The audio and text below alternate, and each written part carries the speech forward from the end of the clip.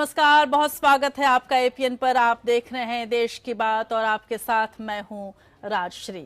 और आज हम देश की बात में बात करेंगे 92 साल पुरानी परंपरा को तोड़कर 1 फरवरी को देश का आम बजट पेश करने की तैयारी पर, इस बजट से आम आदमी की उम्मीदों पर, विपक्ष की सरकार से उम्मीदों और सांसद में उसकी रणनीति पर, बजट से पहले ही पूर्व प्रधानमंत्री मनमोहन सिंह और पूर्व वित्त मंत्री पी चिदंबरम के सरकार की बातों पर और उनके दावों पर, और साथ ही आपको ये दिखाएंगे कि आखिर मनमोहन सिंह और चिदंबरम ने कैसे और क्यों जोरदार हमला बोला है सरकार पर, ये आपको समझाएंगे। यूपी के चुनावी समर की बात करेंगे, बात सपा कांग्रेस गठबंधन पर मुलायम सिंह की ढाई घर की चाल को समझने की कोशिश करेंगे। महिलाओं को लुभाने वाली चुनावी स्कीमें लाने वाली पार्टियों के महिलाओं के प्रति रवैये को भी जानेंगे, टटोलेंगे। राहुल गांधी का गोवा प्रचार और मायावती का पंजाब से दिल्ली पर वार पर भी हमारी नजर होगी। बताएंगे आपको कि फिर विवादों में क्यों फंसे हैं भगवंत मान और बीसीसीआई में बदलाव के लिए सुप्रीम कोर्ट ने क्या दिया है बड़ा निर्देश, ये हम आपको बताएंगे। वहीं हाईकोर्ट के न्यायाधीशों की नियुक्ति पर सरकार ने सर्वोच्च न्यायालय को कैसा जवाब दिया है और न्यायालय इस जवाब को कैसे लेगा, ये हम आपको दिखाएंगे। वहीं आसाराम को जमानत मिलने के बजाय क्यों बढ़ी हैं उनकी मुश्किलें, ये भी आपको दिखाएंगे। और अंतर्राष्ट्रीय खबरों का रुख करेंगे। डोनाल्ड ट्रंप बढ़ा सकते हैं पाकिस्तान की मुश्किलें, क्यों, कैसे ये पुरानी दोस्ती अब कैसे धीरे धीरे खटास भरी दोस्ती बनती जा रही है, खटास भरा साथ बनता जा रहा है, ये हम आपको दिखाएंगे। विश्व क्या ब्रह्मांड की सबसे खूबसूरत महिला से रूबरू कराएंगे और साथ ही एक ऐसी परंपरा, एक ऐसे शख्स को याद करेंगे जो हमारे रगों में है, जो हमारे विचारों में है, जो हमारे देश क्या विदेश और विश्व के कोने कोने में है। यानी कि आज बापू के पुण्यतिथि पर उनके मूल्यों की प्रासंगिकता पर भी हम नजर डालेंगे। और इसके अलावा बात इतिहास की होगी, बात साहित्य के एक बहुत बड़े स्तंभ की होगी और उनकी याद की भी होगी। तो चलिए शुरू करते हैं देश की बात के इस नए सफर को।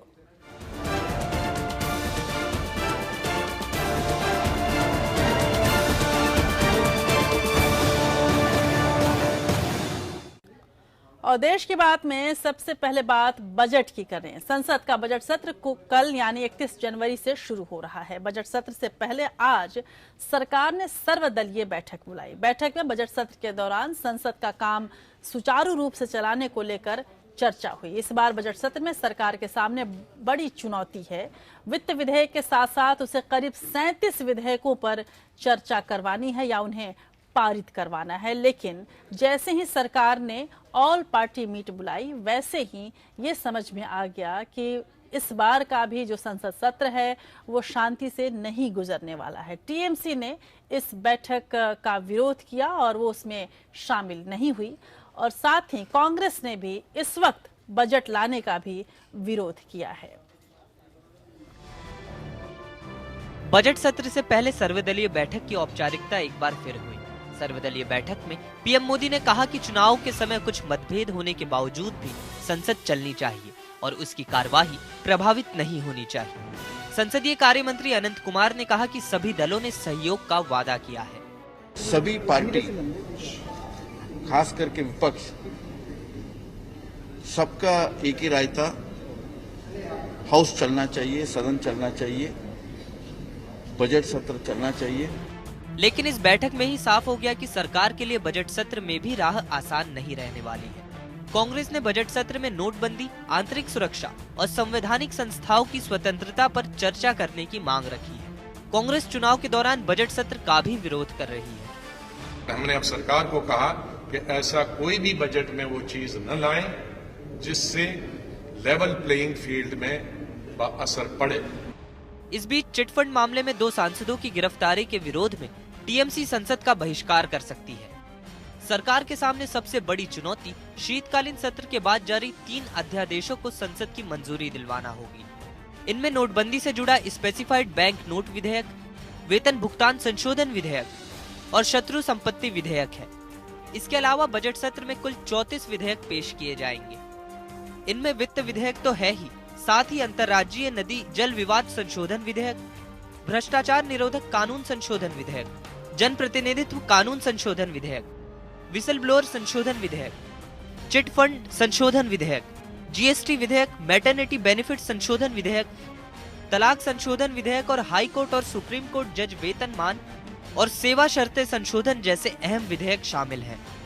अब सवाल यही उठ रहा है कि 5 राज्यों में चुनावी माहौल और फिर नतीजों के बाद सरकार इन सभी विधेयकों को पारित करवाने में सफल हो सकेगी, खासतौर पर तब जब नोटबंदी के मुद्दे पर पूरा शीतकालीन सत्र बर्बाद हो गया था।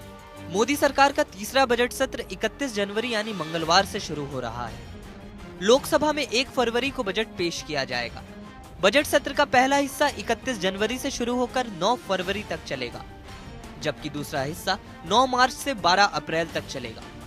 इस दौरान सरकार के सामने बजट के साथ साथ कई और चुनौतियां भी हैं। Bureau report, APN। सरकार की ओर से कहा गया है कि चुनाव से पहले बजट सेशन के लिए सुप्रीम कोर्ट और चुनाव आयोग ने मंजूरी दी है। इसका कोई असर विधानसभा चुनाव पर नहीं होगा। बजट सत्र का पहला चरण 31 जनवरी से 9 फरवरी तक होगा। मंगलवार को दोनों सदनों के संयुक्त सत्र में राष्ट्रपति प्रणब मुखर्जी का अभिभाषण होगा। इसके बाद आर्थिक सर्वेक्षण पेश किया जाएगा। बुधवार यानी 1 फरवरी को आम बजट पेश होगा। इस बार रेल बजट अलग से पेश नहीं किया जाएगा, बल्कि वो आम बजट का ही हिस्सा होगा। ये पहली बार है जब जनवरी के आखिर में बजट सेशन की शुरुआत हो रही है। आमतौर पर ये फरवरी के चौथे हफ्ते में या तीसरे हफ्ते में होता आया है। और जैसा कि हमने आपको बताया कि बजट 1 फरवरी को पेश किए जाने के खिलाफ कोर्ट में याचिका भी दायर की गई थी, लेकिन वो नामंजूर हो गई थी। और यहां तक कि इलेक्शन कमीशन ने भी जानना चाहा था कि क्या 1 फरवरी को ही बजट लाना जरूरी है। और इसके बाद इलेक्शन कमीशन ने यह स्पष्ट किया था सरकार को कि सरकार जब बजट बनाए तो इन बातों का ध्यान रखे कि जिन राज्यों में चुनाव है उनको लेकर कोई अतिरिक्त घोषणा नहीं की जाए। हालांकि बीजेपी का यह कहना है कि ये बजट पूरे देश के लिए है और ऐसे में किसी अलग तरह का चुनाव या चयन नहीं किया जा सकता। गौरतलब है कि टीएमसी ने यह भी कहा है कि 1 तारीख को सरस्वती पूजा है और बंगाल में सरस्वती पूजा पूरे धूमधाम से मनाई जाती है, इसलिए वो इसमें शामिल नहीं होगी। अब सवाल ये उठता है कि जब बजट की तैयारी होती है तो जाहिर सी बात है कि सरकार हर तरह की चीज़ों पर, हर तरह की तिथियों पर ध्यान देती है, हर तरह के कारणों का ध्यान देती है। क्या इस बार सरकार इतनी तैयार नहीं थी कि इन बातों का ध्यान रख सके? आखिर बजट की तैयारी के लिए क्या महज एक दिन फिक्स कर दिया गया और उसी पर लाना है, ये सोच कर लाया गया, या इसके पीछे और भी कोई मंशा है? ये अपने आप में एक बड़ा सवाल है। उधर कांग्रेस ने बजट से पहले केंद्र सरकार पर बड़ा हमला बोलते हुए सरकार पर आर्थिक मोर्चे पर बुरी तरह से फेल होने का आरोप लगाया है। कांग्रेस ने एक आर्थिक डॉक्यूमेंट जारी करते हुए इकोनॉमिक मोर्चे पर सरकार को घेरने का प्रयास किया है। साथ ही कांग्रेस ने विजय माल्या के साथ पूर्व पीएम मनमोहन सिंह के और पूर्व वित्त मंत्री पी चिदम्बरम के बीच हुए पत्राचार के बीजेपी के आरोपों का भी जवाब दिया है। मोदी सरकार की आर्थिक नीतियों की आलोचना करते हुए पूर्व प्रधानमंत्री मनमोहन सिंह ने कहा कि वर्तमान दौर में भारतीय अर्थव्यवस्था अच्छी स्थिति में नहीं है। Where the economy is, where it is going, and what it needs to be done to set it on the right path. That the Indian economy is not in good shape is now obvious. पूर्व प्रधानमंत्री मनमोहन सिंह और पूर्व वित्त मंत्री P Chidambaram की जोड़ी ने मोदी सरकार पर हमला बोला। उन्होंने सरकार पर तमाम आर्थिक मोर्चों पर असफल साबित होने का आरोप लगाया। कांग्रेस ने एक आर्थिक दस्तावेज जारी किया जिसमें भारत की अर्थव्यवस्था की हालत की चर्चा की गई है। It is for you, ladies and gentlemen of the press, to find ways and means of assessing where the truth is. And therefore, this is a document, this is a contribution to the ongoing debate in our country, where our economy is, where is it going, and what needs to be done to put it on the right path. Budget सत्र से पहले सत्ता पक्ष और विपक्ष में रार शुरू हो गई है। एक और जहां कांग्रेस ने मोदी सरकार की आर्थिक नीतियों को खराब बताया, तो वहीं बीजेपी ने विजय माल्या केस में पूर्व प्रधानमंत्री मनमोहन सिंह और पूर्व वित्त मंत्री पी चिदम्बरम को घेरने की कोशिश की। बीजेपी का दावा है कि बंद पड़ी किंगफिशर एयरलाइंस के मालिक विजय माल्या ने तत्कालीन प्रधानमंत्री मनमोहन सिंह से मुलाकात की थी।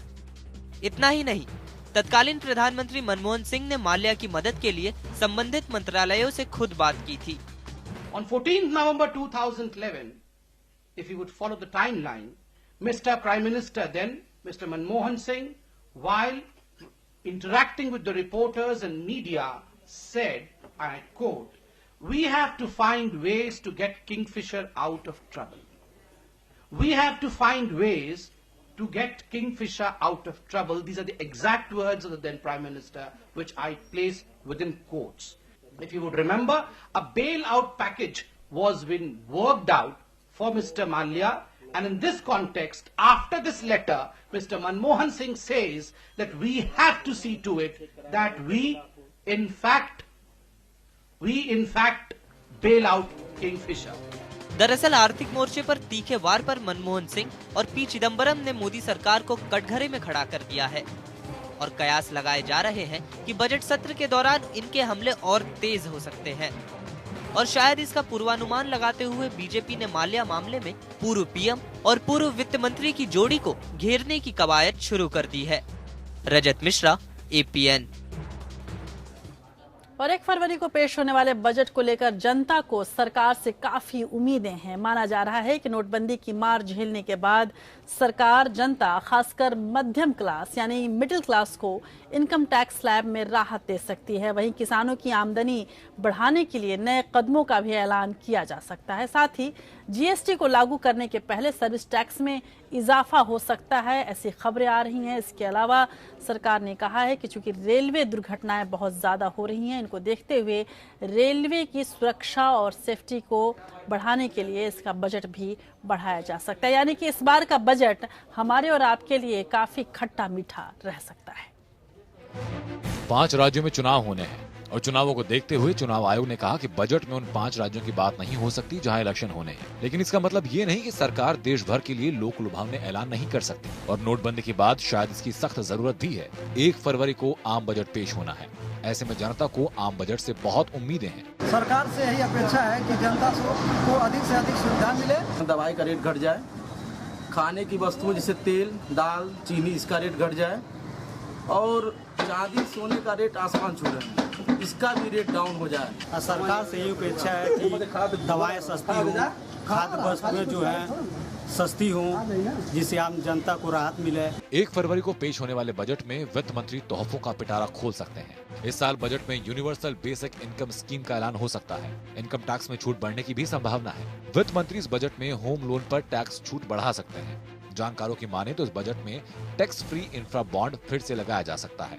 सरकार की नोटबंदी के बाद डिजिटल इंडिया को बढ़ावा देने के लिए डिजिटल पेमेंट पर भी रियायतें मिल सकती हैं। देश की जनता लगातार बढ़ती महंगाई से परेशान है। ऐसे में आप भी सुनिए बजट जनता की मोदी सरकार से क्या क्या अपेक्षाएं हैं। ऐसा छोटा व्यापारी होता है कि जिसका व्यापार बहुत कम होता है। मैं चाहता हूं अरुण जेटली जी से कि इस बारे में भी वो सोचे और हमारे व्यापारियों को ध्यान में रख के ऐसा बजट पेश करें कि जिससे हम छोटे व्यापारियों का भी लाभ हो। नोटबंदी से उसे जूझ रहा है, किसान का पेमेंट नहीं हो रहा है, आपका जो सब्जियां वो इतनी मंदी हो चुकी है, तो ये परिस्थिति आगे किसान को कोई लाभ नहीं कर रहा, व्यापारियों को ये लाभ कर। सबसे पहले दाल नहीं कर रही 200 रुपए किलो। सबसे पहले आटे पे ध्यान दे, पेट्रोल की कीमतों को जो इतना हाई रेट बढ़ा रखा वो पेट्रोल की कीमत को कम करे और जो हमारे गरीब तबके जो लोग हैं उनके बजट के अंदर अनुसार ये बजट बनना चाहिए। उम्मीद की जा रही है कि सरकार किसानों की आमदनी बढ़ाने के लिए नए कदमों का ऐलान करेगी। किसानों की मांग रही है कि सरकार पुरानी, अप्रासंगिक और बेकार नीतियों को बदले। सरकार को ऐसे कदम उठाने चाहिए जिससे किसान आत्महत्या करना बंद कर दे। उसके जीवन स्तर में सुधार कैसे लाया जाए, इसकी ओर जोर देना चाहिए। किसानों को सबसे पहले एक तो जैसे बिजली का बिल है, इस पर हमें छूट मिलनी चाहिए और किसानों का जो लोन है ये माफ होना चाहिए।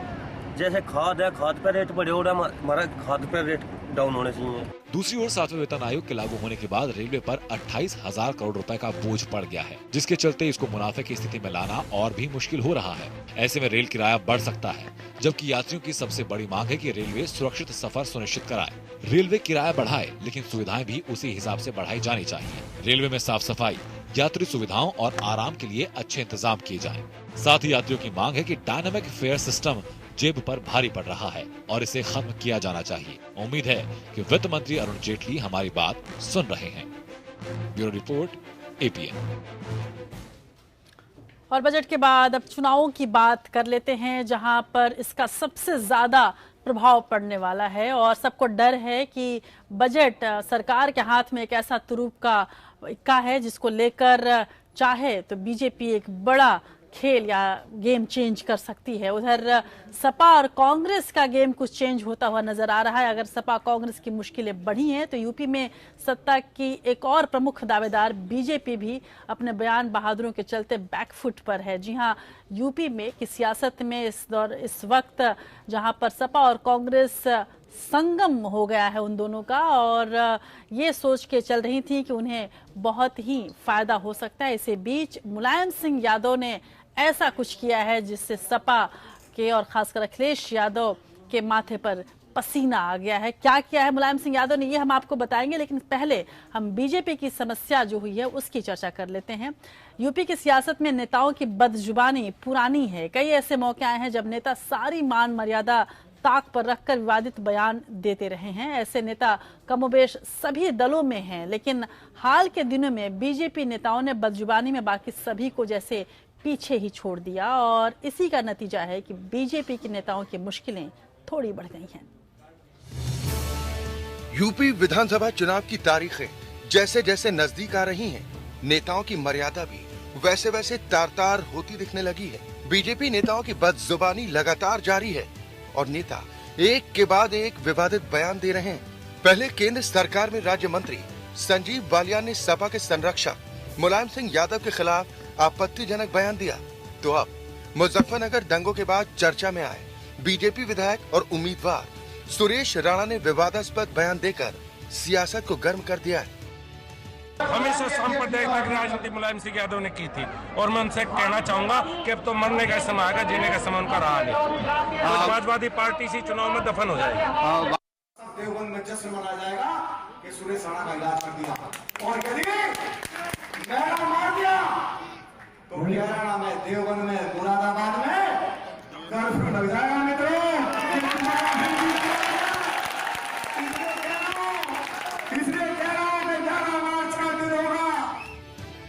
संजीव बालियान और सुरेश राणा के बयानों की सभी राजनीतिक दलों ने निंदा की है। भाजपा के नेताओं में बौखलाहट है और स्वाभाविक है, पर अमर्यादित आचरण और अमर्यादित भाषा का इस्तेमाल लोकतंत्र में बर्दाश्त नहीं किया जा सकता। देखिए, मोदी जी भी और अमित शाह जी और सब पार्टी कह रही है कि बहुत अनर्गल बयान नहीं होने चाहिए। अब उन्होंने किस परिवेश में कहा मैं नहीं जानती। हमारा जो चुनावी घोषणा पत्र जारी हुआ है वही हम समझते हैं जनता के लिए महत्वपूर्ण है, और भाई कोई प्रत्याशी कुछ कहे तो उसके लिए पार्टी जिम्मेदार नहीं। वहीं मुस्लिम धर्मगुरु मौलाना खालिद रशीद फरंगी महली ने सुरेश राणा के बयानों को डर पैदा करने वाला बताया। बयान कहीं न कहीं मुसलमानों के जहनों में एक डर और खौफ पैदा करने की एक कोशिश है। जब सुप्रीम कोर्ट ने जो भी इलेक्शन के सिलसिले में फैसला और रूलिंग दी थी उसको भी मद्देनजर रखते हुए सुरेश राणा के इस बयान के सिलसिले में हम समझते हैं इलेक्शन कमीशन को उनको इलेक्शन लड़ने से रोकना चाहिए, तभी जाकर के इस किस्म की बयानबाजी रोकी जा सकती है। अपने नेताओं के बिगड़े बोल पर बीजेपी बैकफुट पर है। नेता जांच के बाद कार्रवाई का आश्वासन देते नजर आ रहे हैं। हालांकि ऐसे आश्वासनों का अब तक क्या हश्र होता आया है, इस पर कुछ बोलने और कहने की जरूरत नहीं है। Bureau report, APN. तो चलिए बात कर लेते हैं सपा के अंदर के दंगल की, जो लग रहा था कि खत्म हो गया और अखिलेश यादव ने ये घोषणा भी कर दिया था कि बड़ों का आशीर्वाद उनके साथ है, लेकिन लगता नहीं कि पिता का आशीर्वाद उनके साथ है।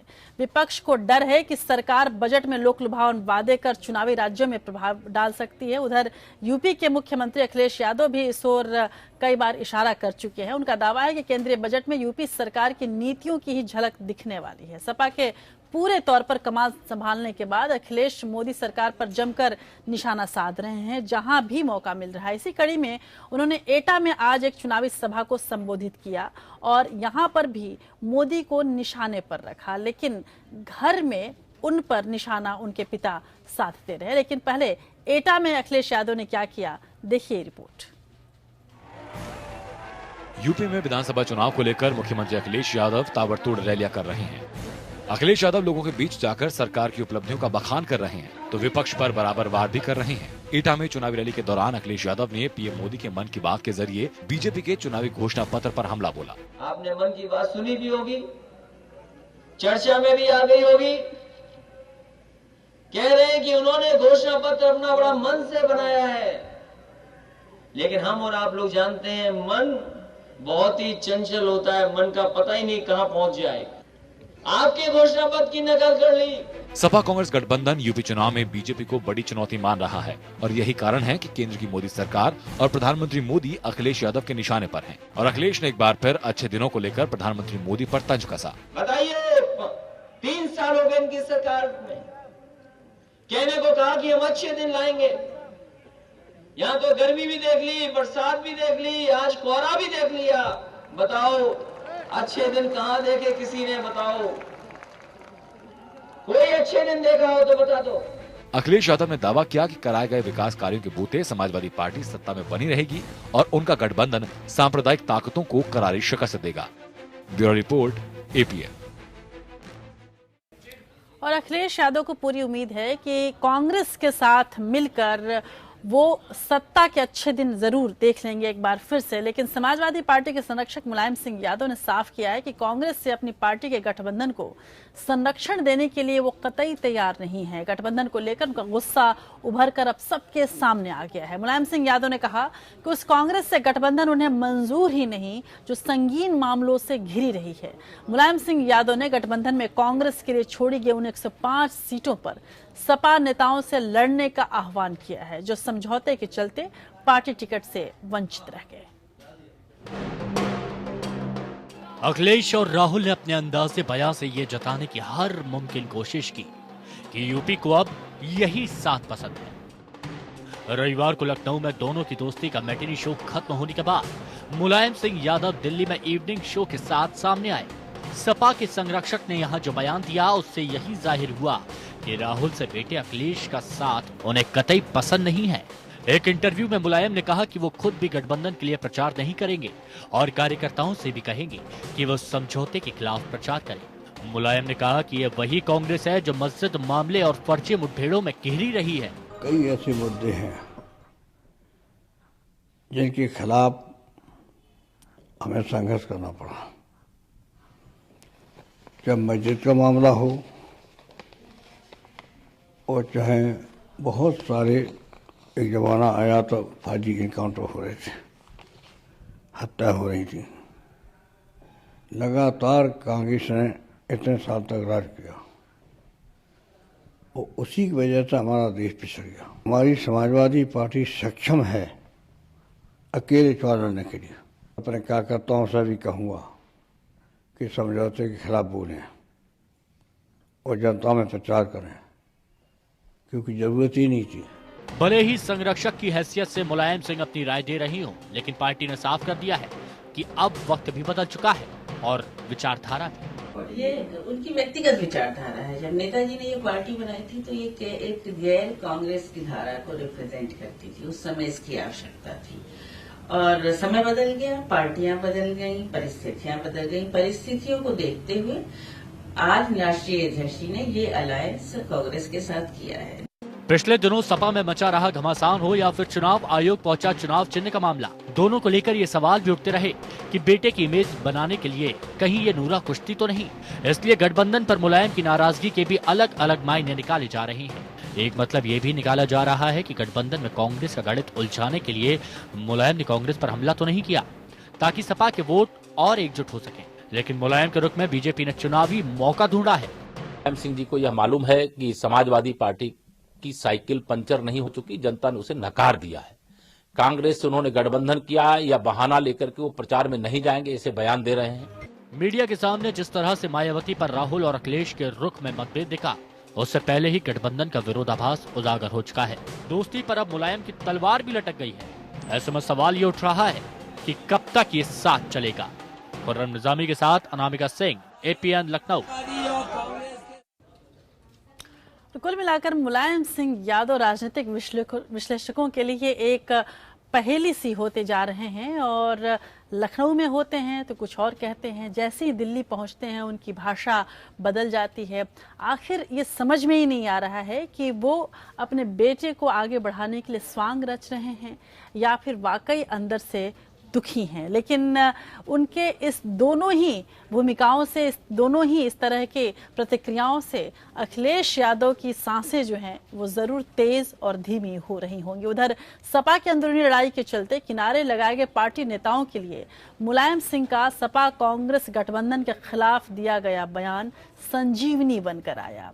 इन नेताओं ने या तो पार्टी के खिलाफ बगावत का झंडा बुलंद कर दिया है या फिर दूसरे दलों खासकर बीएसपी का दामन थाम लिया है, जिसके बाद सपा कांग्रेस गठबंधन की सफलता पर सवाल उठने लगे हैं। मुलायम सिंह यादव के सपा कांग्रेस गठबंधन की आलोचना के बाद सपा के असंतुष्ट नेताओं के हौसले बुलंद हो गए हैं। वो या तो पार्टी के गठबंधन के फैसले के खिलाफ खुलकर आवाज उठा रहे हैं या फिर दूसरी पार्टी खासकर बीएसपी की ओर रुख कर रहे हैं। हाल ही में 24 साल से पार्टी के साथ जुड़े अंबिका चौधरी ने सपा छोड़ बीएसपी का दामन थाम लिया और फिर एक और वरिष्ठ नेता नारद राय ने भी साइकिल छोड़ हाथी की सवारी कर ली। इससे जहां मायावती को मजबूती मिली है, वहीं सपा में खलबली बढ़ी है। ऐसे ही एक और असंतुष्ट नेता और पूर्व मंत्री शादाब फातिमा ने गाजीपुर के जहूराबाद विधानसभा से अपना टिकट काटे जाने के बाद शहर के बहादुरगंज से परिसर तक सैकड़ों वाहनों के काफिलों के साथ शक्ति प्रदर्शन किया। शिवपाल यादव की करीबी मानी जाने वाली शादाब ने आरोप लगाया कि मुलायम परिवार में चल रही लड़ाई की वो बलि चढ़ी हैं। हालांकि उन्होंने दावा किया कि मुलायम सिंह के निर्देश पर वो क्षेत्र में आई हैं। मुझसे माननीय मुलायम सिंह जी ने जो कहा है मैं उनके निर्देशों पर हूं और जब उन्होंने मुझसे कहा है कि मैं मुख्यमंत्री जी से बात कर रहा हूं, मुझे उनकी बात पर विश्वास है। सपा की संतरकला का फायदा बीएसपी को मिल सकता है। शायद इसलिए सपा के साथ गठबंधन के बावजूद राहुल गांधी बीएसपी की तारीफ करते नजर आए। मायावती जी की मैं पर्सनली रिस्पेक्ट करता हूं। जैसे मैं मायावती जी की रिस्पेक्ट करता हूं, वैसे मैं कांशीराम जी की रिस्पेक्ट करता हूं।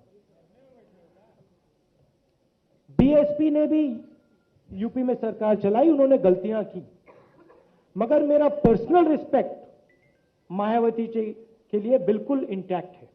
मायावती जी की विचारधारा से हिंदुस्तान को कोई खतरा नहीं है। सबसे बड़ी बात ये कि नेताजी ने टिकट न मिलने से नाराज पार्टी के नेता और कार्यकर्ताओं को गठबंधन में कांग्रेस को मिली सीटों पर चुनाव लड़ने की खुली छूट दे डाली। नेताजी के इस दावों से सियासत के जानकार एक बार फिर चौंक गए। कुछ का कहना है कि अखिलेश के हाथ में बागडोर सौंपने वाले नेताजी अपने नेताओं, कार्यकर्ताओं और मतदाताओं में तोड़फोड़ नहीं होना चाहते। उनका मानना है कि सपा तो अपने दम पर यूपी में सरकार बना लेगी, लेकिन कुछ जानकारों का मानना है कि मुलायम के सख्त दावों के पीछे पार्टी से अपनी सत्ता छीनने का दर्द है। कांग्रेस की सीटों पर आजाद उम्मीदवार उतारकर उन्होंने अखिलेश और राहुल दोनों को धोबी बछाड़ लगा दी।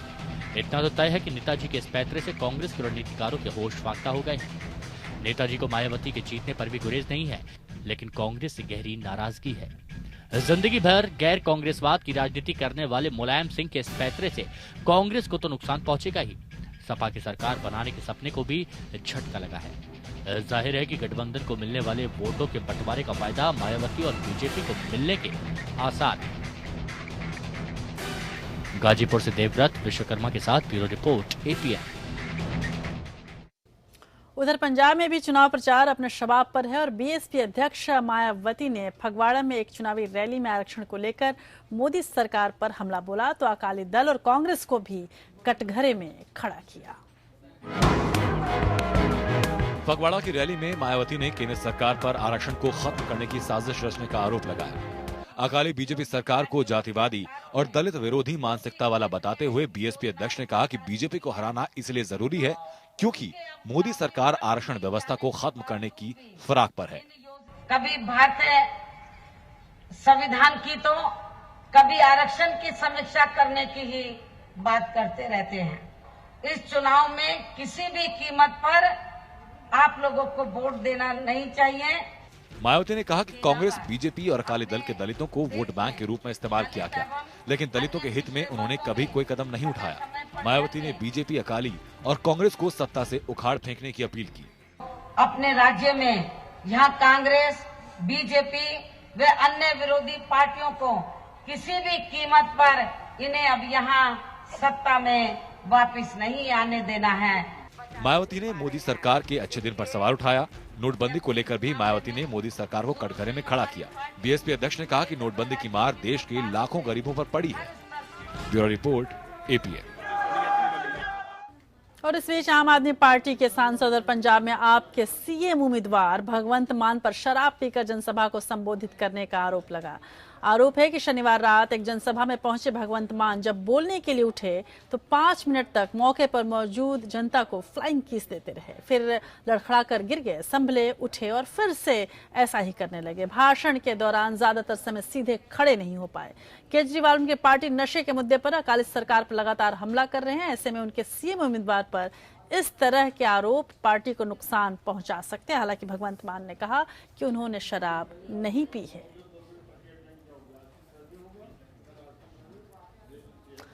और अब बात महिलाओं की करते हैं और उनके अधिकारों की करते हैं। सभी राजनीतिक दल दावे तो बड़े बड़े करते हैं, लेकिन जमीनी हकीकत कुछ और ही होती है। महिलाओं की भागीदारी को लेकर विधानसभा के अंदर और बाहर बड़े बड़े दावे करने वाले राजनीतिक दल चुनाव आते ही महिलाओं को टिकट देने में केवल औपचारिकता भर ही निभाते हैं।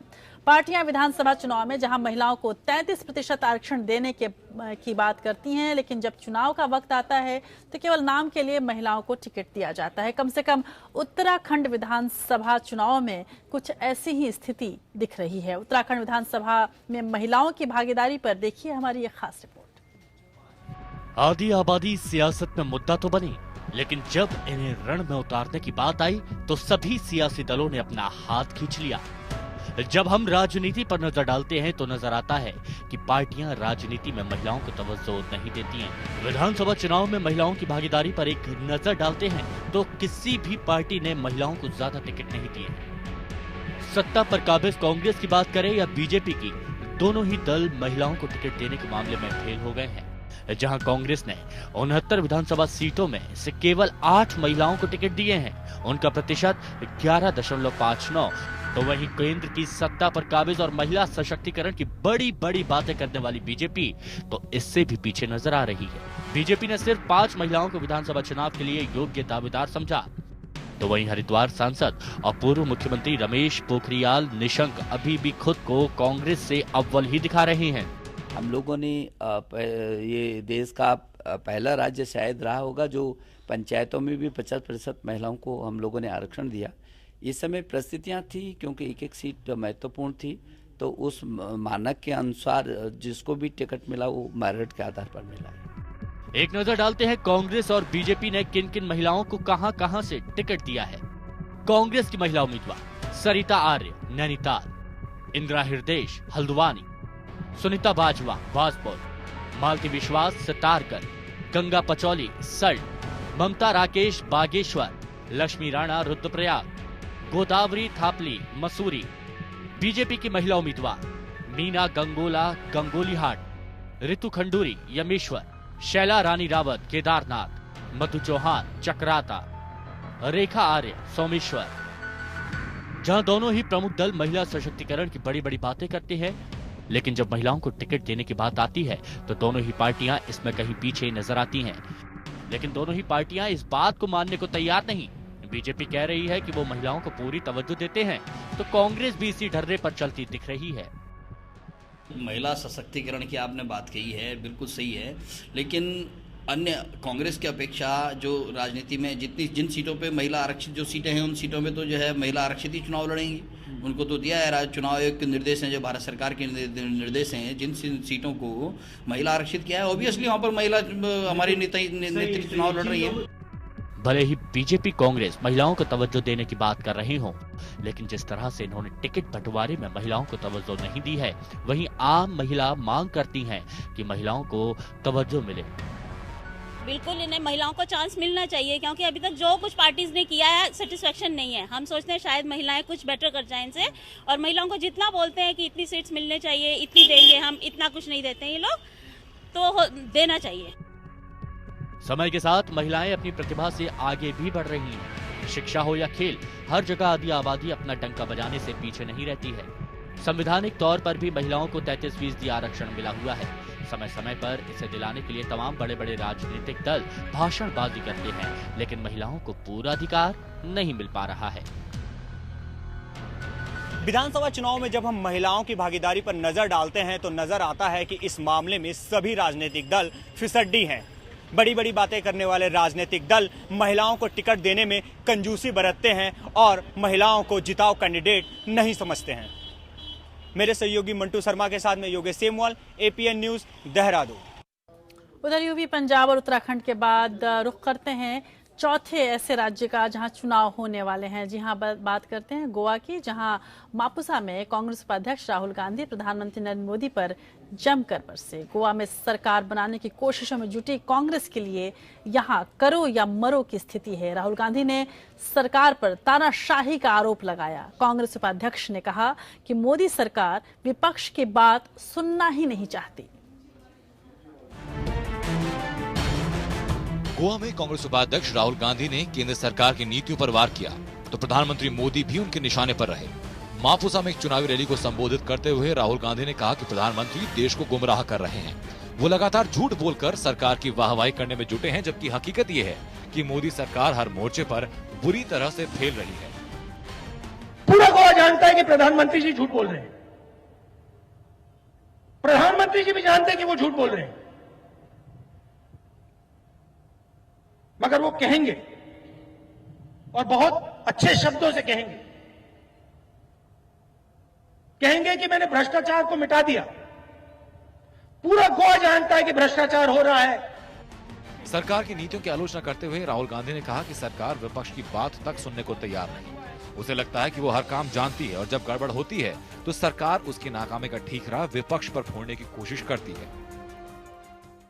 कि ये लोग सोचते हैं कि इनको सब कुछ मालूम है। पार्लियामेंट में कभी बात होती है, उनका जवाब आता है, तुम्हें ये बात समझ नहीं आ सकती। ये सोचते हैं कि ये सब कुछ जानते हैं, और फिर होता क्या है, दुनिया चलती है, उनकी थियरी ऐसी होती है और सच्चाई दूसरी निकलती है, तो इनको गुस्सा आता है। गोवा में बीजेपी की सरकार है। अमूमन यहाँ मुकाबला कांग्रेस और बीजेपी के बीच रहता है, लेकिन इस बार आम आदमी पार्टी की एंट्री ने लड़ाई को दिलचस्प बना दिया है। बीजेपी पर यहाँ सत्ता बचाए रखने का दबाव है। Bureau report, APN। उधर गोवा में ही चुनाव आचार संहिता के उल्लंघन के मामले में अरविंद केजरीवाल के खिलाफ FIR दर्ज हो गई है। गोवा के रिटर्निंग ऑफिसर ने मामला दर्ज करवाया है। दरअसल केजरीवाल ने 8 जनवरी को गोवा में एक चुनावी सभा के दौरान वोटर्स से दूसरी पार्टियों से पैसे लेने और आम आदमी पार्टी को वोट देने की अपील की थी। इस बयान के लिए चुनाव आयोग ने केजरीवाल को चेतावनी दी थी, जिस पर आम आदमी पार्टी नेता ने आयोग के फैसले को असंवैधानिक और गलत बताते हुए कोर्ट में जाने की बात कह दी थी। 8 जनवरी को अरविंद केजरीवाल ने गोवा के बेनौलिम विधानसभा क्षेत्र में एक चुनावी रैली के दौरान लोगों से अपील की थी कि वे कांग्रेस और बीजेपी से पैसे ले लें, लेकिन आम आदमी पार्टी को वोट दें। उन्होंने रैली में कहा था कि अगर कांग्रेस और बीजेपी उम्मीदवार पैसे देते हैं तो मना मत कीजिए, उसे ले लीजिए क्योंकि यह आपका पैसा है, लेकिन जब वोट देने की बारी आती है तो आम आदमी पार्टी के उम्मीदवार के सामने वाला बटन ही दबाइए। भारत निर्वाचन आयोग के निर्देशानुसार धारा 171B और 171E जो भारतीय दंड संहिता है, साथ ही साथ 123(1) RP एक्ट 1951, इनके तहत में हमारे रिटर्निंग ऑफिसर मापसा ने मापसा थाने में एक मामला दर्ज करवाया है दिल्ली के माननीय मुख्यमंत्री श्री अरविंद केजरीवाल, जो कि आम आदमी पार्टी के स्टार कैंपेनर है, इनके खिलाफ। और ये रिपोर्ट हमने इनके खिलाफ मामला दर्ज करके दिल्ली में इलेक्शन कमीशन को हमने भेज दिया है। और देश की कुछ और खबरों के लिए देखते हैं नेशनल टॉप 5 खबरें।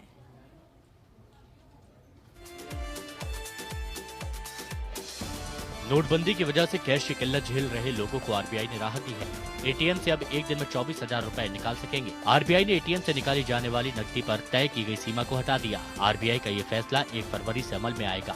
आरबीआई के नए आदेश के मुताबिक हफ्ते में नकदी निकासी की सीमा अब भी वही है, यानी 24,000 रुपए आप चाहें तो एक हफ्ते में निकालें या एक दिन में। अमूल्य पटनायक दिल्ली के नए पुलिस कमिश्नर होंगे। पटनायक अभी तक दिल्ली पुलिस में स्पेशल कमिश्नर के पद पर तैनात थे। 1985 बैच के IPS अमूल्य पटनायक उत्तर प्रदेश कैडर के अधिकारी हैं। पटनायक ओडिशा के रहने वाले हैं। पटनायक आलोक वर्मा की जगह लेंगे। आलोक वर्मा को सरकार ने CBI डायरेक्टर पद पर नियुक्त किया है। यूपी बीजेपी महिला मोर्चा की अध्यक्ष स्वाति सिंह को बीजेपी ने लखनऊ के सरोजनी नगर सीट से अपना उम्मीदवार बनाया है। स्वाति सिंह BSP प्रमुख मायावती के खिलाफ आपत्तिजनक बयान देने वाले पूर्व बीजेपी नेता दयाशंकर सिंह की पत्नी है। सरोजनी नगर सीट पर स्वाति सिंह का मुकाबला BSP के उम्मीदवार शिवशंकर सिंह से होगा। पुणे में इन्फोसिस के काम करने वाली सॉफ्टवेयर इंजीनियर की हत्या उसके दफ्तर में ही गला घोट कर दी गई। मामला हिंजेवाड़ी इलाके में इन्फोसिस के दफ्तर की 9वीं मंजिल का है। यहाँ रसीला राजू नाम की 25 साल की सॉफ्टवेयर इंजीनियर की हत्या कर दी गई। पुलिस ने इस मामले में CCTV फुटेज के आधार पर आरोपी गार्ड को गिरफ्तार कर लिया है। गोरखपुर से अयोध्या जा रही बस सोमवार को खलीलाबाद में ट्रक से टकरा गई। हादसे में बस और ट्रक के चालक समेत 8 लोगों की मौत हो गई। मरने वालों में 5 गोरखपुर के रहने वाले थे। हादसे में 4 दर्जन से अधिक लोग घायल हुए हैं। उन्हें जिला अस्पताल में भर्ती कराया गया है।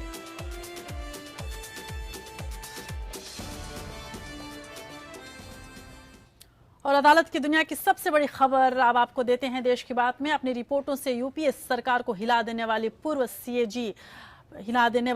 CAG विनोद राय अब BCCI के सर्वेसर्वा होंगे। सुप्रीम कोर्ट ने उन्हें BCCI का काम काज चलाने वाली प्रशासकीय समिति का अध्यक्ष नियुक्त किया है। साथ ही पूर्व महिला क्रिकेट कप्तान डायना एडल्जी, इतिहासकार और लेखक रामचंद्र गुहा और IEDFC के चेयरमैन विक्रम लिमये को भी इस समिति का सदस्य बनाया गया है। मामले की अगली सुनवाई 27 मार्च को होगी। BCCI की चाल और चेहरा बदल गया है। BCCI की कप्तानी पूर्व CAG विनोद राय को सौंपी गई है, जबकि पूर्व महिला क्रिकेट कप्तान डायना एडुल्जी, इतिहासकार और लेखक रामचंद्र गुहा और IDFC के चेयरमैन विक्रम लिमये को समिति का सदस्य बनाया गया है। 24 जनवरी को सुनवाई में सुप्रीम कोर्ट ने BCCI से जुड़े मामले में BCCI से भी प्रशासकों के लिए सील बंद लिफाफे में नाम मांगे थे। BCCI के CEO को कहा गया है कि इनके साथ मिलके वो काम करेंगे और जिनको भी जो आपत्ति होगी दर्ज करानी होगी वो BCCI CEO के मार्फत से एडमिनिस्ट्रेटिव पैनल में अपनी बात रखेंगे। Diana Edulji had been captain of women's team, so she is knowledgeable person and would definitely help the committee in understanding, in making the committee understand wherever they find the problem in administration of cricket. Court ने कहा कि BCCI की ओर से ICC की meeting में हिस्सा लेने के लिए विक्रम लिमये, अमिताभ चौधरी जाएंगे। उनके साथ बोर्ड के कोषाध्यक्ष अनिरुद्ध चौधरी भी होंगे। सुप्रीम कोर्ट ने कहा कि इन प्रशासकों को सेवाओं के लिए भुगतान किया जाएगा। इस पर BCCI की ओर से कहा गया कि बोर्ड के अधिकारी बिना वेतन के काम करते हैं। सुप्रीम कोर्ट ने केंद्र सरकार की खेल सचिव को प्रशासक नियुक्त करने की मांग ठुकरा दी। सर्वोच्च न्यायालय ने कहा कि आदेश के मुताबिक कोई सरकारी अफसर इसमें नहीं होगा। नए प्रशासक ये देखेंगे कि लोढ़ा पैनल की कितनी सिफारिशें बोर्ड की ओर से लागू की गई हैं और कितनी नहीं। प्रशासकों की कमेटी 4 हफ्ते में अपनी रिपोर्ट सुप्रीम कोर्ट को सौंपेगी। पूर्व क्रिकेटर्स ने इस फैसले का स्वागत किया है। बड़ी खुशी की बात है। हम सोचते थे कि ये पहले आएगा, लेकिन बीच में जिस प्रकार से अटॉर्नी जनरल ने और BCCI ने बखेड़ा खड़ा करने की कोशिश किया, बड़ा प्रयास कर लिया, जिसको हिंदी में कहते हैं मरता क्या ना करता, लेकिन उसके बावजूद ये BCCI के लोग यहाँ पे सफल नहीं हो पाए। खुशी है कि एक महिला क्रिकेटर को ये ऑनर मिला है ये एडमिनिस्ट्रेटर बनने के लिए, और कोशिश कर रही हूँ कि मैं कोशिश यही है कि एक अच्छा काम करूँ एंड एक नाम बनाओ अपने लिए। BCCI ने अदालत से अपील की कि जिन अधिकारियों को अयोग्य घोषित नहीं किया गया उन्हें काम करने दिया जाए, लेकिन सुप्रीम कोर्ट ने इस पर कोई टिप्पणी नहीं की। मामले की अगली सुनवाई 27 मार्च को होगी।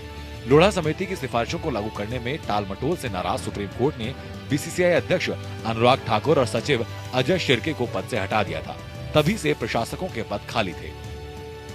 Bureau report, APN। गौरतलब है कि लोढ़ा समिति ने इस बात पर जोर दिया था कि क्रिकेट प्रशासन क्रिकेटरों को ही चलाना चाहिए, लेकिन इनमें से क्रिकेटर सिर्फ डायना एडुल्जी ही रही हैं। जजों की नियुक्ति को लेकर कार्यपालिका और न्यायपालिका जब सीधे तौर पर आमने सामने खड़ी हो गई हैं। इस बार कार्यपालिका ने न्यायपालिका को आदेश देने जैसा जवाब दिया है। देखिए खास रिपोर्ट। ये नजारा न्यायपालिका के साथ हर आम और खास के जहन में काफी लंबे समय तक ताजा रहेगा। जब जजों की कमी के मुद्दे पर प्रधानमंत्री मोदी की मौजूदगी में पूर्व प्रधान न्यायाधीश टी.एस. ठाकुर की आंखें नम हो गई थी। माना जा रहा था कि इस घटना के बाद देश के हाई कोर्ट और सुप्रीम कोर्ट में जजों की नियुक्ति में तेजी आएगी, लेकिन कोई ठोस नतीजा नहीं निकला। अब इस मुद्दे पर कार्यपालिका ने कड़ा रुख अख्तियार कर लिया है, जिससे टकराव की आशंका बढ़ गई है। सुप्रीम कोर्ट में अटॉर्नी जनरल मुकुल रोहतगी ने कहा कि कोर्ट को जजों की नियुक्ति पर दायर याचिकाओं पर कोई निर्देश देने की जरूरत नहीं है। इस मामले को प्रशासनिक तरीके से निपटाया जाना चाहिए, क्योंकि एनजेसी मामले के फैसले में कोर्ट ने साफ दिशा निर्देश दिए थे कि सरकार और कॉलेजियम मिलकर एमओपी तय करेंगे, इसलिए कोर्ट के आदेश की और जरूरत नहीं है। अटॉर्नी जनरल मुकुल रोहतगी ने कहा कि सरकार न्यायिक नियुक्ति के मामले पर गंभीर है, सुप्रीम कोर्ट में दायर याचिकाओं को खारिज कर देना चाहिए।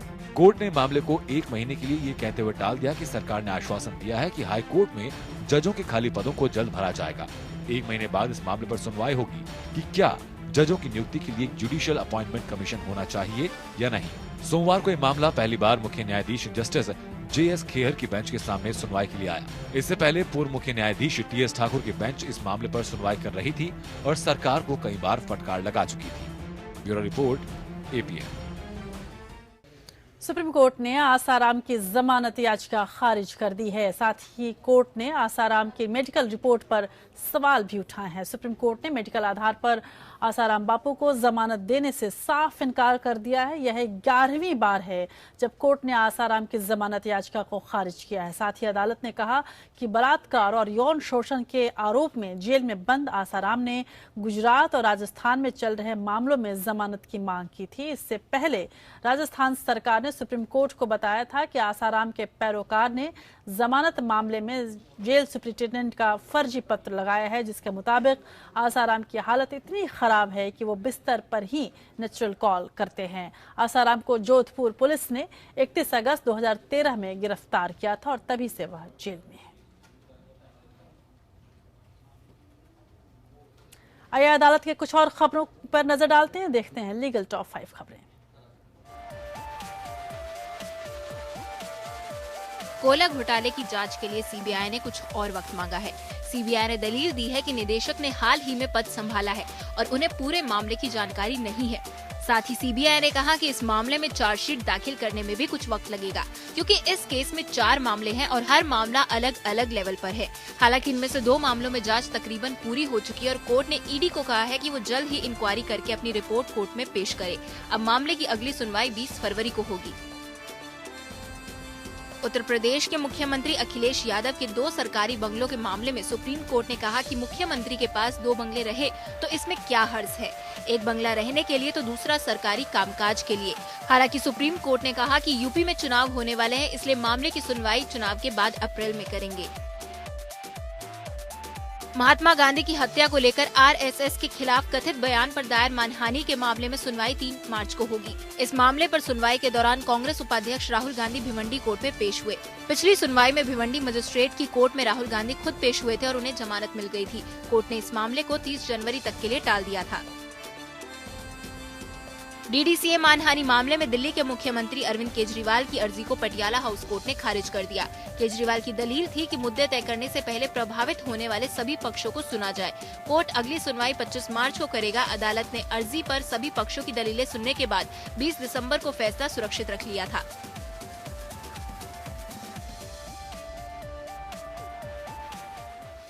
अदालत की खबरों के बाद अंतर्राष्ट्रीय खबरों पर नजर डालते हैं और आज बात करते हैं अमेरिका की। अमेरिका में जिन देशों के प्रवासियों के प्रवेश पर प्रतिबंध लगाने संबंधी आदेश राष्ट्रपति डोनाल्ड ट्रंप ने दिया है, भविष्य में उस सूची में पाकिस्तान का नाम भी शामिल हो सकता है। व्हाइट हाउस के chief of staff rinse previous ने ये इशारा किया है और माना है कि ऐसा पहली बार है जब ऐसे देशों की श्रेणी में पाकिस्तान को शामिल करने पर विचार हुआ है। अमेरिका में ट्रंप की नई सरकार ने 7 बड़े मुस्लिम देशों के नागरिकों के अमेरिका आने पर प्रतिबंध लगाया, तो इसकी हलचल पाकिस्तान में भी देखने को मिली। ट्रंप प्रशासन ने पहली बार संकेत दिया है कि वो पाकिस्तान को उन मुस्लिम बहुल देशों की सूची में डाल सकता है जहां के नागरिकों को अमेरिका आने से रोक दिया गया है। व्हाइट हाउस के चीफ ऑफ स्टाफ रिंस प्राइबस के मुताबिक फिलहाल पाकिस्तान और अफगानिस्तान जैसे देशों से आने वाले लोगों की सघन जांच होगी। रिंस प्राइबस ने कहा कि अमेरिका में जिन देशों के प्रवासियों के प्रवेश पर प्रतिबंध लगाने संबंधी आदेश राष्ट्रपति डोनाल्ड ट्रंप ने दिया है, भविष्य में इस सूची में पाकिस्तान का नाम भी शामिल हो सकता है। ब्राइबस ने माना कि ऐसे देशों की श्रेणी में पाकिस्तान को शामिल करने पर विचार हुआ था। ऐसा पहली बार है जब ट्रंप प्रशासन ने सार्वजनिक तौर पर स्वीकार किया है कि पाकिस्तान को उस सूची में शामिल करने पर विचार हो रहा है। अमेरिका के राष्ट्रपति डोनाल्ड ट्रंप के शासकीय आदेश के अनुसार Iran, Iraq, Libya, Sudan, Yemen, Syria और सोमालिया के नागरिकों के अमेरिका में आने पर कम से कम 90 दिनों का प्रतिबंध होगा। Bureau report, APN। चलिए अब ब्रह्मांड की सबसे खूबसूरत लेडी से आपको मिलवाते हैं। फ्रांस की आइरिस मितेने ने 65वीं मिस यूनिवर्स का खिताब जीता है। पूर्व मिस यूनिवर्स पिया वत्सखाबाख ने उन्हें ये ताज पहनाया। मितेने डेंटिस्ट की पढ़ाई कर रही हैं। उन्हें खाना पकाना बेहद पसंद है। पहली रनर अप मिस हैती और दूसरी रनर अप मिस कोलंबिया रही।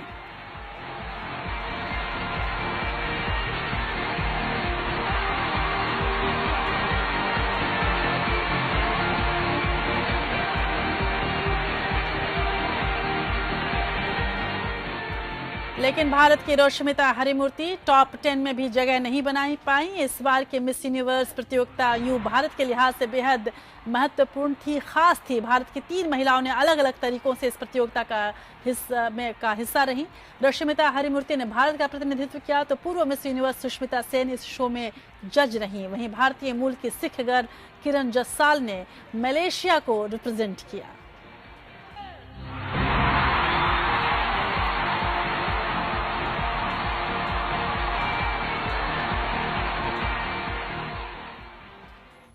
और अब एक ऐसे शख्स की बात जो हमारी पहचान है। जी हाँ, राष्ट्रपिता महात्मा गांधी की आज 69वीं पुण्यतिथि है। इस अवसर पर राष्ट्रपति प्रणब मुखर्जी, उपराष्ट्रपति हामिद अंसारी और PM नरेंद्र मोदी ने राजघाट जाकर बापू को श्रद्धांजलि दी। महात्मा गांधी को लेकर कितने भी विवाद खड़े किए जाएं, लेकिन हकीकत यह है कि बापू को आज के दौर में भी नजरअंदाज नहीं किया जा सकता। उनके सत्य, अहिंसा, सत्याग्रह और साथ ही अहिंसा के सिद्धांत आज भी उतने ही प्रासंगिक हैं जितने देश की आज़ादी की लड़ाई के दौर में थे। महात्मा ने हमें आज़ादी दी, फिर भी क्यों नहीं बन पाए बापू के सपनों का भारत? देखिए एक रिपोर्ट।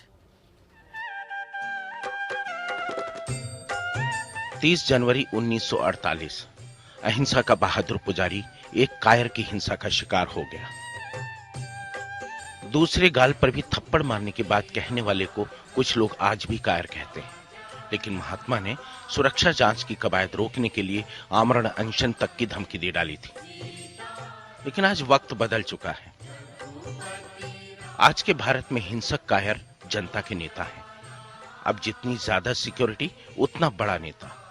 नेताओं को भीड़ जुटाने के लिए बार गर्ल्स का सहारा लेना पड़ता है तो फिल्मी सितारों को जुटाना पड़ता है, और एक वक्त खाने को तरसती जनता इन्हें देखने जुट जाती है। कुछ देर के लिए अपना दर्द भूल जाती है और इनकी भूख मर जाती है। इस भूख के साथ रोज बापू की भी मौत होती है। आखिर क्यों नहीं बन पाया बापू के सपनों का भारत? यह जरूर है कि कंक्रीट के शहर बड़े होते जा रहे हैं, सच बताने के दावे करने वाले बढ़ते जा रहे हैं, लेकिन ये वो सत्य नहीं जिसके पुजारी थे बापू। आज सत्य खंड खंड पाखंड बन चुका है। सत्य वही जो मीडिया या PR कंपनी बताए। असलियत तो परसों तक सामने नहीं आ सकती, आती है तो बेमानी हो चुकी होती है। मुट्ठी के भीतर से खसकता सत्य अगर बह भी निकला तो उससे बड़ी सनसनी खड़ी कर सत्य की हत्या कर दी जाती है। कभी सत्येंद्र दुबे तो कभी मंजूनाथ, तो कभी सतीश शेट्टी तो कभी सोनावने के रूप में बापू रोज मरता है। आखिर क्यों नहीं बन पाया बापू के सपनों का भारत? बापू का सपना था कि जात पात खत्म होगी, भेदभाव खत्म होगा, लेकिन हमने जाति की और गहरी खाइयां खोद डाली। किसी ने दलित तो किसी ने पिछड़ों की सेनाएं बना डाली। लोकतंत्र की बुनियाद बन गई जात, कुर्सी के आरक्षण का आधार बन गई जातियां। 5-5 साल के लिए आपस में बांटी जाने लगी सत्ता, लेकिन दलित के रूप में आज भी पीट पीट कर गांधी की हत्या जारी है। आखिर क्यों नहीं बन पाया बापू के सपनों का भारत? बापू ने सोचा था हमारे गांव खुशहाल बने, शाम को चौपालों पर लोग आपस में बतियाए हंसाएं, ग्राम सुराज से हर जरूरत आपस में ही मिल बांट कर पूरी कर लें। लेकिन आर्थिक उदारवाद की आंधी ने गांवों को ही ग्रस लिया। खेती माली मजबूरियों में खत्म हो गई, जमीनों को कंक्रीट के जंगल निकल गए, होरी की मौत के बाद गोबर भी गांव छोड़ गया। वो शहर में मजदूर हो गया। आज भी इमारत बनाते बनाते वो रोज गिरकर मरता है। बिल्डर थाने का हाथ गर्म करता है। यकीन मानिए, इन मजदूरों के रूप में बापू भी इस वक्त कहीं न कहीं मर रहा है। आखिर क्यों नहीं बन पाया बापू के सपनों का भारत? बापू ने सोचा था रईस लोग गरीबों को गोद ले लेंगे, ट्रस्टीशिप का जज्बा दिल से निकलेगा। आज हालात बदल चुके हैं। रातों रात रईस बनने के लिए इन्हीं गरीबों का पैसा लूटा जाने लगा है। घपले घोटाले कामयाबी की कहानियों में बदल चुके हैं, जिन्हें मीडिया चटखारे लेकर सुनाने लगी है। परियों की कहानियां तो पुरानी हो गई।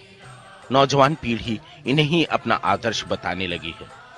फिर भी ये देखकर हर दिल में कुछ मरता है। कसम बापू की, शायद वो गांधी ही होता है। आखिर क्यों नहीं बन पाया बापू तुम्हारे सपनों का भारत? अंशुमान त्रिपाठी, APN। जाहिर सी बात है कि ऐसी रिपोर्ट देखकर आपके और हमारे दिल दोनों के ही मन में ये प्रण जरूर उठता है कि बापू ने जो सपना देखा था, जिस तरह के भारत का सपना देखा था, उसे बनाना हमारा और आपका कर्तव्य है। और इस कर्तव्य के लिए कम से कम APN हमेशा अग्रसर रहेगा। बापू को शत शत नमन करते हुए बात आज इतिहास की करते हैं।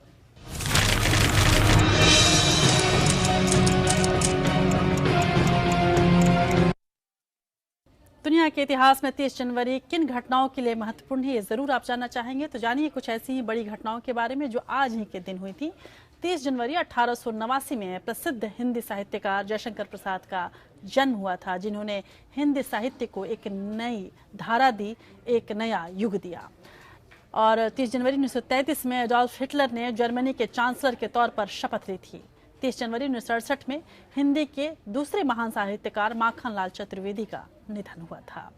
और 30 जनवरी 1948 में नाथूराम गोडसे ने राष्ट्रपिता महात्मा गांधी की हत्या कर दी थी। 30 जनवरी 1965 में ब्रिटेन के लोगों ने विंस्टन चर्चिल को अंतिम विदाई दी थी।